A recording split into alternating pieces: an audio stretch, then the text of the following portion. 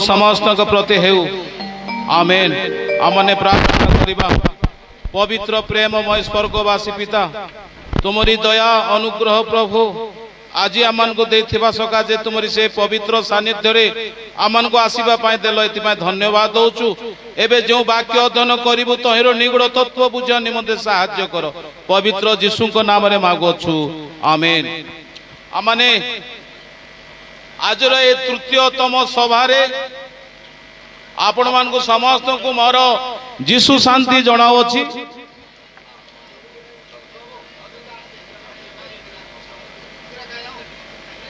वर्तमान तृतीय महासभा रे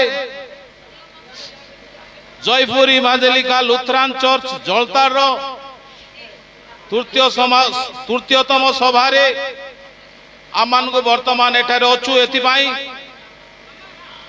लुथरान मंडली गीत नंबर गाइबा 217 गीत नंबर 217 ए पर्यंत ईश्वर मते उपकार कले से अनेक मंगल कृपा करी मते देले दिवसे ओ रात्रि रे थिले मोर संगरे ए पर्यंत ईश्वर मते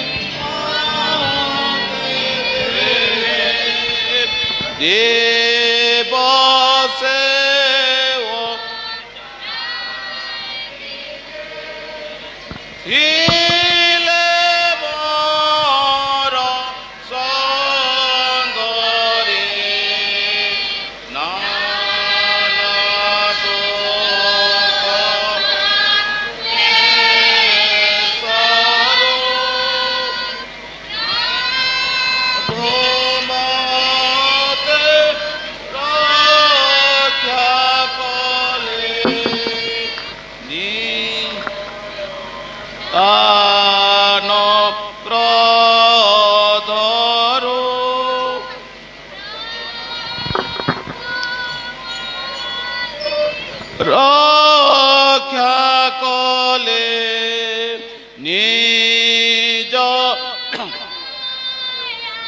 कारण देले पाप मोचन शेष पर्यंत जे पर्यंत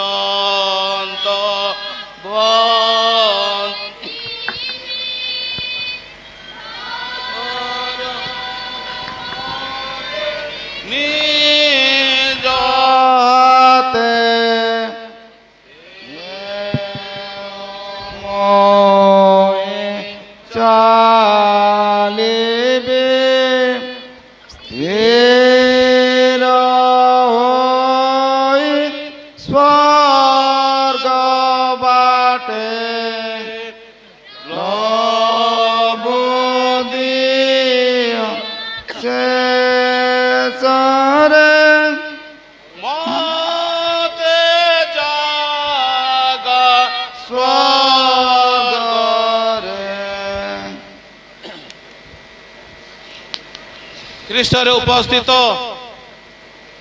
मंच आसीन आसीथिबा प्रभुंकर दास माने एवं उपस्थित थिबा प्रभुंकर लोक माने प्रभुंको नाम धन्य हेउ। आज तृतीयतम सभा रे आमान को तांकरी से विविध दया सकाशो आमान को विनष्ट न करी तांकरी पवित्र सानिध्य रे आसीबा पाई प्रभु आमान को दया कले एथिपाई प्रभु को नाम धन्य हो। आज जलतार मंडली पाई गोटे शुभर कारण आनंदर कारण होईची। प्रिय उपस्थित भद्र मंडली प्रभु जीशु ख्रीष्ट को जानिला परे तांको ठारे विश्वास करिला परे आत्मिक यात्रा होई थाए। आत्मिक यात्रा एते सहज होई न थाए। कष्ट क्लेश ताड़ना विभिन्न प्रकार समस्या आसी थाए आदम को ठारू एबे पर्यंत आसंता पीढ़ी पर्यंत आत्मिक यात्रा एते सहज होई न थाए साधु पाउल तांकर आत्मिक पुत्र को थिमोथी को कहिले अनंत जीवन पाइबा निमंते प्राणपण युद्ध कर युद्ध गोटे सामान्य नुहे आजिकाली आमर भारत रे आमर देश रे इस्राएल अमेरिका ईरान वर्तमान युद्ध चली किंतु सही प्रकार युद्ध नुहे मोर प्रभुंकर लोक माने ए हउची आत्मिक यात्रा आत्मिक यात्रा रे प्रभुंक सहित गमन करने समय अनेक समस्या अनेक ताड़ना अनेक विपद अनेक संकट आसी थाए एदिभाई युद्ध आत्मिक यात्रा एते सहज होई न थाए आमे पढ़िबा मार्क लिखित सुसमाचार 4 अध्याय 35 रु शेष पद पर्यंत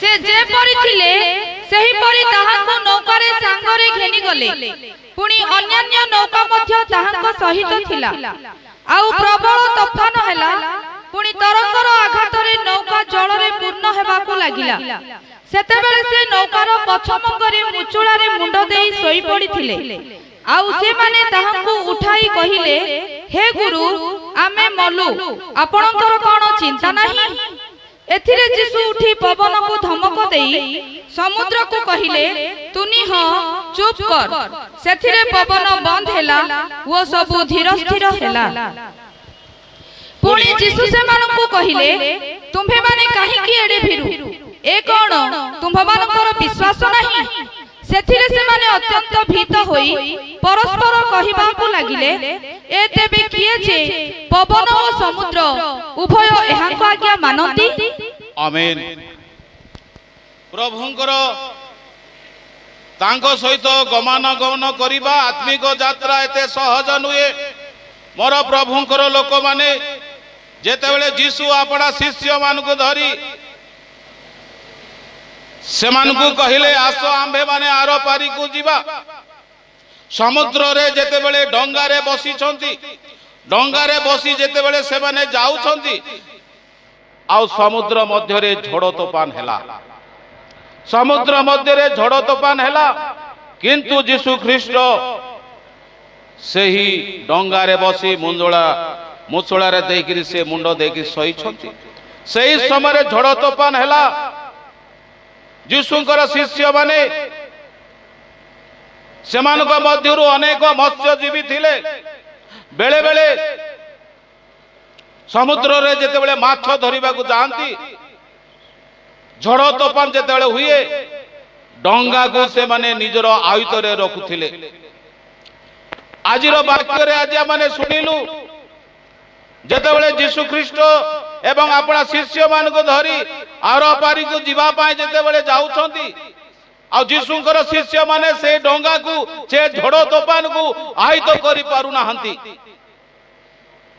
बहुत चेष्टा कले बल प्रयोग कले ज्ञान बुद्धि खर्च कले किंतु पारु नाहंती मोर प्रभुंकर लोक माने दिन दिन झड़ तूफान होउची डंगा बुड़ीबा को जाउची सेतेबेले यीशुंकर शिष्य माने निजर ज्ञान बुद्धि बल सब किछि प्रयोग कला सत्वे मध्य पारु नाहंती सेतेबेले से माने निजको आपना को से माने हारी जीवाटा देखुछन से माने हारी जाउछंती मोर प्रभुंकर लोक माने हारी जाउछंती शेषरे यीशुंक ठारे से नम्रता भाव रे डाक पकाउछंती हे प्रभु आम्भे माने बोलू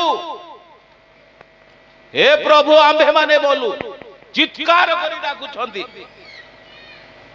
सेतेबेले यीशु उठिले आउ कहिले झड़ तूफान को चुप कर तुनी हो संगे संगे समुद्र एवं झड़ तूफान सब सुस्थिर हैला मोर प्रभुंकर लोक माने ଯୀଶୁଙ୍କର ଶିଷ୍ୟମାନେ ଯେତେବେଳେ ଝଡ଼ ତୋଫାନ ଯେତେବେଳେ ବନ୍ଦ ହେଇଗଲା, ସେତେବେଳେ ସେମାନଙ୍କର ଗୋଟେ ଜାଗରଣ ହେଲା। ଏ ତେବେ କିଏ ଯେ ଉଭୟଙ୍କ ଆଜ୍ଞା ମାନନ୍ତି। ପ୍ରିୟ ମୋର ପ୍ରଭୁଙ୍କ ଲୋକମାନେ, ଯେତେବେଳେ ଯୀଶୁ ଖ୍ରୀଷ୍ଟ ଆପଣ ଶିଷ୍ୟମାନେ ଯେତେବେଳେ ସେ ଡଙ୍ଗାରେ ବସିଛନ୍ତି, ସେତେବେଳେ ସମୁଦ୍ର ମୋର ମାଲିକ ମୋ ପାଖରେ ବସିଛନ୍ତି ବୋଲି କେତେ ଆନନ୍ଦ କେତେ ଉଲ୍ଲାସ କରୁଛନ୍ତି। ସମୁଦ୍ର ହଉଛି ମାଲିକ ହଉଛନ୍ତି ଯୀଶୁ ଖ୍ରୀଷ୍ଟ। ସମୁଦ୍ରର ମାଲିକ ହଉଛନ୍ତି ଯୀଶୁ ଖ୍ରୀଷ୍ଟ।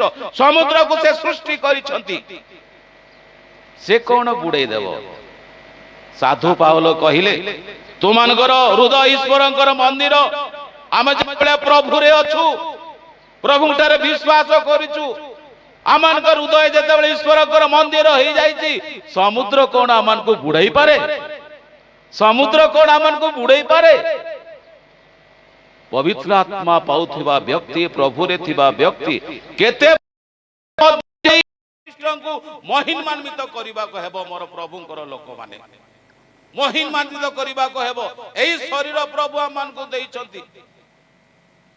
ଏଥିପାଇଁ ଏହି ଶରୀରକୁ ପ୍ରଭୁଙ୍କୁ ପ୍ରଶଂସା ମହିମା କରିବା ପାଇଁ ଆମେ କରିବାକୁ ହେବ। ଏଥିପାଇଁ ସାଧୁ ପାଉଲ କହିଲେ, ଗଲାତୀ 2:20 ଲେଖାଯାଏ, ମୁଁ ଖ୍ରୀଷ୍ଟଙ୍କ ସହିତ କ୍ରୁଶରେ ହତ ହୋଇଅଛି।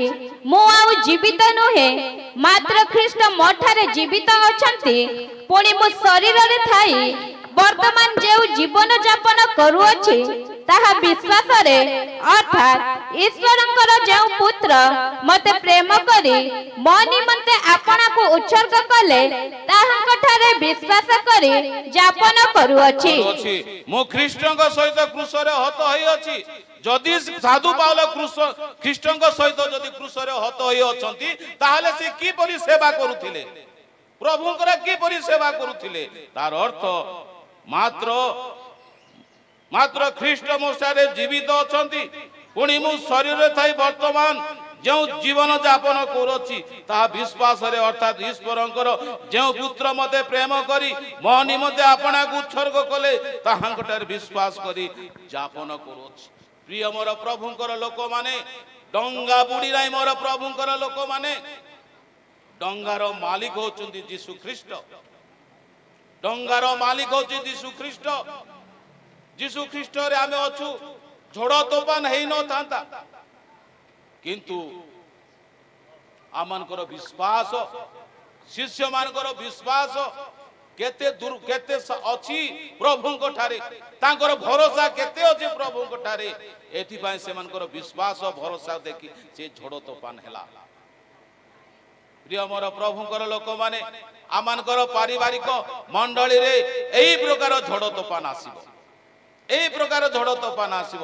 ଏଥିପାଇଁ ଯେତେବେଳେ ଆମେ ବଳ ପ୍ରୟୋଗ କରିବା, ଟଙ୍କା ଖର୍ଚ୍ଚ କରିବା, ବିଭିନ୍ନ ବୁଦ୍ଧି ଖର୍ଚ୍ଚ କରିବା, ଯଦି ଆମେ ହାରିଯିବା, ପ୍ରଭୁଙ୍କ ନିକଟରେ ନମ୍ରତା ଭାବରେ ତାଙ୍କ ଠାରେ ଆମେ ପ୍ରାର୍ଥନା କରିବାକୁ ହେବ। ଆମେ ପ୍ରାର୍ଥନା କରିବାକୁ ହେବ। ଏଥିପାଇଁ ମୋର ପ୍ରଭୁଙ୍କର ଲୋକମାନେ, ସେ ମୃତ୍ୟୁକୁ ଜୟ କରିଛନ୍ତି। ସେ ମୃତ୍ୟୁକୁ ଜୟ କରିଛନ୍ତି, ପାପ ଉପରେ ଜୟ କରିଛନ୍ତି, ନରକ ଉପରେ ଜୟ କରିଛନ୍ତି ଏବଂ ନରକ କୁଣ୍ଡ ସମସ୍ତ ବିଷୟରେ ସେ ଜୟ କରିଛନ୍ତି। ଯୀଶୁ କହିଲେ, ଦେଖ ତୁମ୍ଭମାନଙ୍କ ନିମନ୍ତେ କ୍ଲେଶ ଅଛି, କିନ୍ତୁ ମୁଁ ଜଗତକୁ ଜୟ କରିଛି। ମୁଁ ଜଗତକୁ ଜୟ କରିଛି। ଏଥିପାଇଁ କାଲିର ବାକ୍ୟରେ ଆମେ ଶୁଣିଲୁ, ସେ ଅନନ୍ତ କାଳ ନିମନ୍ତେ ସେ ମୃତ୍ୟୁକୁ ଗ୍ରାସ କରିଅଛନ୍ତି। ଯିଶାୟ 25:8 ଲେଖା ଅଛି। ପ୍ରଭୁ ପାପରୁ, ନରକରୁ ଆଉ ବିଭିନ୍ନ ସମସ୍ୟାରୁ ସେ ଜୟ କରିଛନ୍ତି।